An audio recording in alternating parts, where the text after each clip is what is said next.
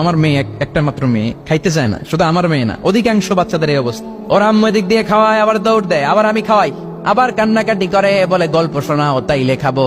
এখন গল্প শোনাইলেও খায় না। বর্তমান সময়ের ছেলে মেয়েগুলো এরকম, এত জ্বালাতন করে। খেতে চায় না তো বলতে হয় বাঘ আসবে বাঘ, সিংহ আসবে সিংহ, সিংহ মামা আসবে, ঘুমাও ঘুমাও। এগুলো আমরা বলি না? বড় দোষী তো তার কি বলেন? বাচ্চা যদি না ঘুমায়, না খাইতে চায়, এগুলোই তো বলে। বাঘ আসবে, বিড়াল আসবে। মদিনাতে ওমরে ফারুক যখন খলিফা, মদিনার কোন বাচ্চারা যদি না খেতে চাইতো, না ঘুমাইতে চাইতো, মদিনার মায়েরা বলতো তাড়াতাড়ি ঘুমাও, ওই যে ওমর আসতেছে ওমর।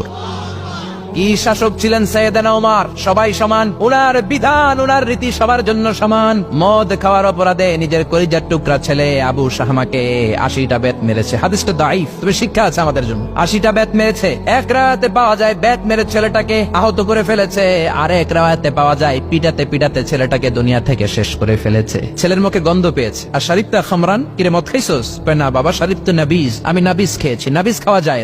নাবিজ হচ্ছে রাত্রেবেলা আরবরা দুধের মধ্যে শক্ত খুরমা ছেড়ে দেয়। 1 কেজি দুধের মধ্যে 10টা শক্ত খুরমা ছেড়ে দিলে সকালবেলা দুধের কালারটা সাদা থাকে না, শক্ত খুরমার রস টেনে ওটা লাল হয়ে যায়, খেতে বড় মজা। এটাকে বলে নাবিজ। কিন্তু সকালেই খেতে হবে। ওইটারে যদি 3 দিন জমায় রাখেন, 4 দিন জমায় রাখেন, ওইটাও গাঞ্জা হয়ে যাবে, ওইটাও তারি হয়ে যায়, মদ হয়ে যায়। সাইয়েদনা ওমরের ছেলে এই কাজ করেছেন, একটু তারির স্বাদ নেয়ার জন্য 4 দিন রেখে দিয়েছে। সাইয়েদনা ওমর